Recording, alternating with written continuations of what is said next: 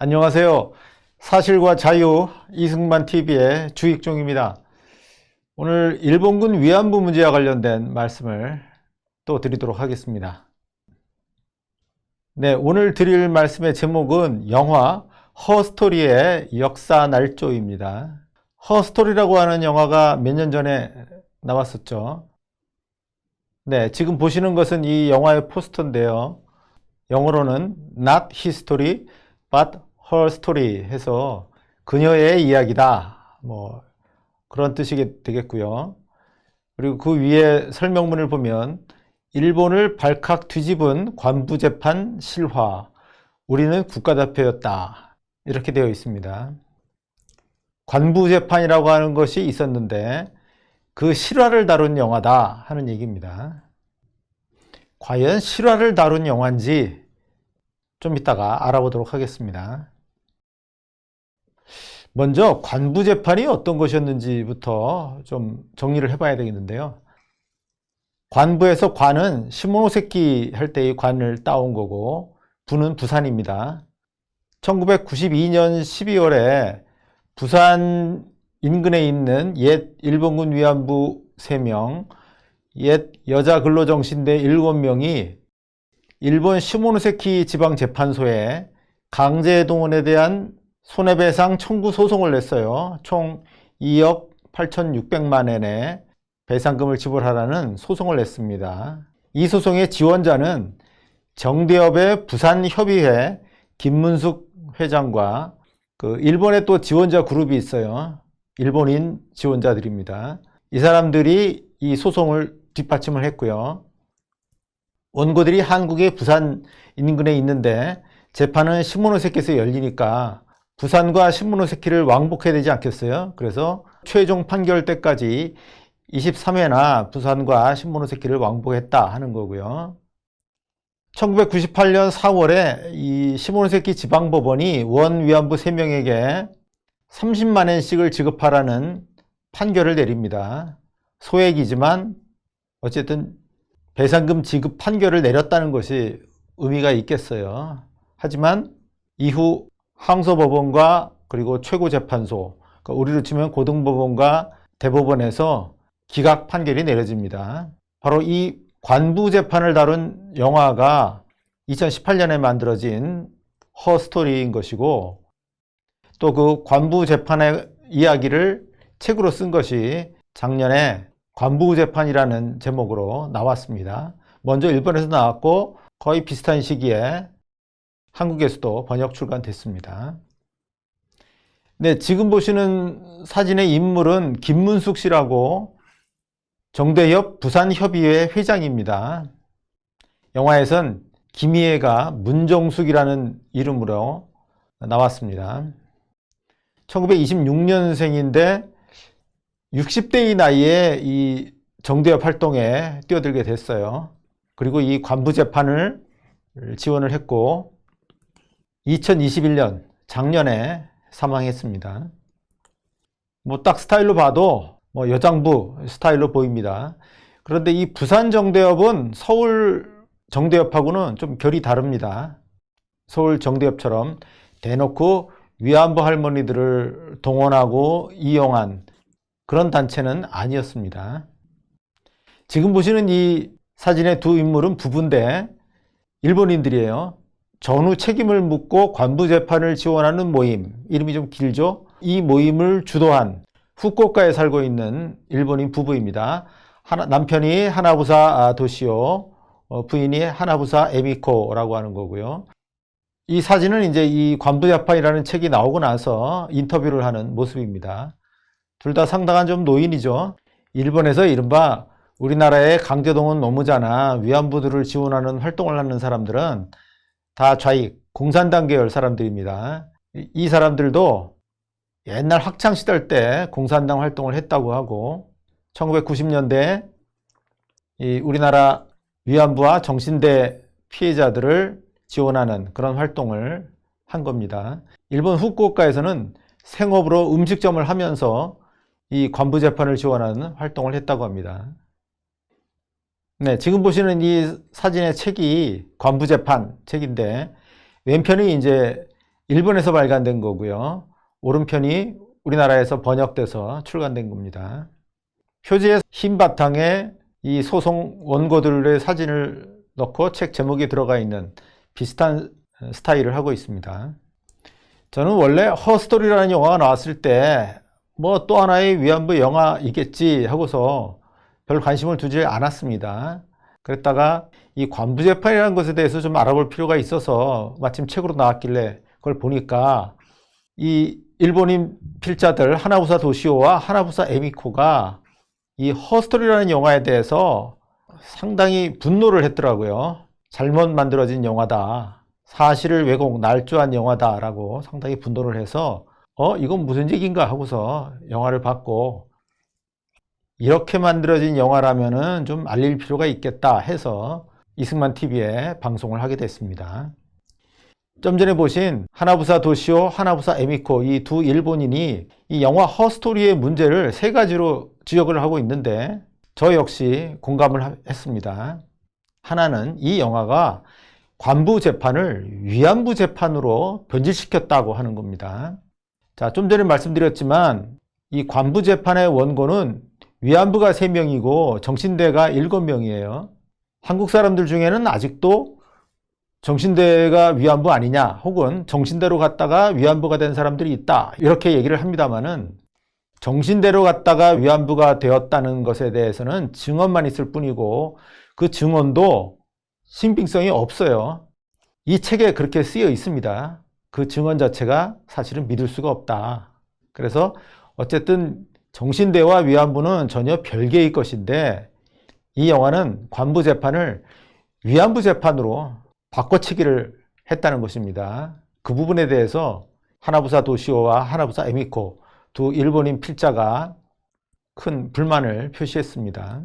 즉, 이 영화는 재판을 소개하면서 재판 때 위안부 이야기만 된 것으로 표현을 했어요. 정신대로 끌려간 사람도 위안부로서 강간당하고 학대받았다 하는 이야기만 했고요.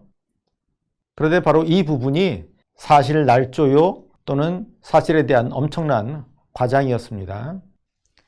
한 장면을 제가 소개를 해드리면은 이 증언을 날조한 부분이라고 할 수 있는데 영화에서는 이제 영화배우 문숙 씨가 연기한 인물인데 원 소송에서는 본명을 숨기고 박소라는 이름으로 등장합니다. 박소라고 하는 할머니가 법정에서 증언을 하는데 본래 이 할머니는 근로정신대로 일본에 간 것이에요. 일본 도야마 지방에 후지코시라고 하는 총알 생산 공장이 있는데 그 공장에서 하루에 몇천 개씩의 총알을 깎았다. 뭐 그런 증언을 하고 그런데 어느 날 근로정신대 소녀들을 불러 모아서 데리고 가더니 군인들이 강간을 했다. 이렇게 증언을 합니다. 제가 캡처해온 이 장면에서는 지금 뭔가 저고리를 벗었어요. 법정에서 소란이 입니다. 그리고는 자기 등을 보여줘요. 아래쪽에 있는 장면인데 등에 보면은 칼자국이라 할까 아주 그 큰 상처 자국이 있습니다. 강간을 거부하니까 자기 등에 칼질을 해서 등이 이렇게 됐다라고 증언을 하는 겁니다. 그런데 하나부사 도시오, 하나부사 에미코 이 두 저자는 이 재판에서 박소 할머니가 위안부로서 일본 군인에게 강간을 당한 적도 없고 위안부 생활을 한 적도 없었다는 겁니다. 그런데 정신대로 끌려가서 위안부가 됐다는 잊지도 않았던 증언을 집어넣어서 마치 그것이 사실이었던 것처럼 사람들에게 오인을 하게 했다 하는 이야기고요. 날조의 또 한 장면이라고 생각이 되는데 이 사람은 또 다른 소송 원고예요. 일본 숙소에 공동목욕탕에서 옷을 갈아입어요. 그런데 배에 아주 저렇게 험한 상처가 있습니다. 뿐만 아니라 조센삐라고 글씨까지 새겨놨어요. 그런데 그걸 사람들이 혹시 못 알아들을까봐 조선 XX라고 화면에 표시까지 했습니다. 이 사람의 배의 상처를 보고 공동목욕탕을 이용하러 온 다른 일본인 소녀가 보고 깜짝 놀랍니다. 다른 소송 원고들도 놀랍니다. 그러니까 이 사람이 이야기하기를 자기가 위안부 생활을 하다가 임신을 하게 됐다. 그랬더니 일본군이 와서 자기 배를 칼로 가르고 그 애를 꺼내서 죽였다. 그때 생긴 상처다. 이렇게 증언을 합니다. 있을 수가 없는 일입니다. 나중에 북한으로 갔던 위안부 중에는 이렇게 증언한 사람이 있어요. 하지만 임신을 했다고 해서 배를 가르고 그 애를 꺼내서 죽인다? 있을 수가 없는 일이에요. 위안부 사진 중에 만삭의 위안부 사진이 있습니다. 그 사람, 그 주인공이 북한에 있어요. 그 애를 낳았고 북한에 갔습니다. 그러나 어쨌든 일본군의 잔인한 만행을, 일본군의 잔악상을 드러내기 위해서 있지도 않았던 일을 영화에서는 삽입을 했습니다. 이 허스토리의 또 하나의 문제는 이 재판이 열렸던 1990년대 초에 일본에 혐한 감정이 만연해 있던 것처럼 날조를 한 겁니다. 이 보시는 윗장면은 재판소 앞에서 이 위안부 정신대 원고 일행들에 대해서 비난 시위를 하고 있는 일본 우익의 모습이라는 겁니다. 이 들고 있는 팻말에 조선인의 큰 거짓말 뭐 이렇게 쓰여 있고요. 그리고 자막에는 더러운 개소리 집어치워 이렇게 표현되어 있습니다. 그래서 영화 장면에 보면은 이 원고 일행이 재판소에 들어가는데 그 앞에서 와글와글 합니다. 이들에 대해서 막 욕설을 하는 거예요. 그 아래에 있는 장면은 이 넘어진 사람, 이 사람이 그 김문숙 씨에 해당되는 영화상으로는 문정숙입니다. 김희애죠. 역시 재판소를 향해서 걸어가고 있는데 우익 청년이 와서 넘어뜨립니다. 그리고 욕설을 하면서 가요. 이런 폭행을 당한 것으로 묘사를 했습니다. 그런데 이 하나부사 도시오, 하나부사 에미코 이 두 사람은 당시 일본에는 이런 혐한 감정이라는 것이 없었고 재판소 주변에 자기들을 비방하는 우익 청년들은 없었다. 그렇게 이야기를 합니다. 또 이 장면은 일본의 숙소를 잡았는데 다른 일본인들이 이 위안부 할머니들에 대해서 혐오감을 느껴서 여관 주인이 나가달라고 요청하는 모습이에요. 이 사람의 대사가 같은 욕탕도 못 쓰겠다고 하는데 이렇게 돼 있어요. 욕탕도 못 쓰고 욕탕도 같이 쓰기 싫은 사람들이니 일본인들이 나가달라고 요청한다. 그러니 숙소를 옮겨달라고 얘기하는 장면입니다. 그리고 이 아래 장면은 그래서 숙소를 옮겼는데 옮긴 곳은 이 소송의 변호를 맡은 변호사의 엄마가 하는 여관입니다. 그런데 그 여관 벽에 일본어라고 뭐로 쓰여 있어요. 여기 한자로 살자가 쓰여 있습니다. 죽여버리겠다 이런 뜻이라는 거예요. 그런데 이 하나부사 도시오 부부의 이야기는 이들이 소송을 하러 갔을 때는 다 그 지원하는 일본인들의 집에서 잤다는 거예요. 여관에서 묵은 적이 없대요. 근데 여관에서 묵으려고 하다가 또는 여관에서 묵다가 일본인들에 의해서 쫓김을 당하는 걸로 그렇게 거짓말을 지어내서 날조를 했다는 겁니다. 이 하나부사 도시오 부부가 불만을 표시한 또 하나의 점은 이 소송을 지원한 일본인들이 누락이 되어 있다는 겁니다. 자, 지금 보시는 이 사진은 제가 역시 인터넷에서 구한 것인데 아마 이 사람이 김문숙 씨로 생각이 됩니다. 요 뒤에 있는 사람들이 이제 위안부 내지는 정신대 할머니들이 되겠고 이 앞에 앉아 있는 요 젊은 사람들, 이 사람들이 이 관부 재판을 지원하는 일본인들이에요. 모여서 담소를 나누고 있습니다. 즉 이 원고들이 일본에 와서 재판을 할 때 매번 이 일본인들이 식사도 내고 숙소도 제공하고 이렇게 여러 가지 지원을 해줬다는 거예요. 변호인도 되고. 그런데 이런 부분들이 완전히 누락돼 있어요. 일본의 식민 지배로 인한 한국인 피해자들을 돕겠다고 약 30년 가까이 이들을 지원한 이런 일본인들 입장에서 보면은 얼마나 분통이 터지고 배신감을 느낄 일이겠습니까? 그런데 이 영화에서는 버젓이 그렇게 표현을 했다고 하는 겁니다. 그런데 이 영화에서 제가 느끼기에 제일 거북살스러웠던 것은 이 관부 재판을 주선했다고 하는 김문숙 씨나 그 피해자인 정신대 또는 위안부 할머니들이 이 영화에서 엄청나게 일본을 꾸짖습니다. 내 죄를 내가 알렸다는 식으로 호통을 치면서 욕설을 하면서 꾸짖습니다. 일본인에 대한 원한이 하늘에 사무칩니다. 찢어 죽여도 시원치 않다. 이런 어마어마한 분노를 표현했어요. 이 영화에서 이 김희애가 법정에서 사자후를 토합니다마는 통역자예요. 통역자가 저런 식으로 통역하는 게 어디 있습니까? 그런데 감독이 실제로 하고 싶었던 이야기는 일본에 대한 저주고 욕설이었던 것이죠. 그래서 저런 식으로 일본에 대한 저주와 욕설을 쏟아냈습니다. 네, 정리를 해보면요.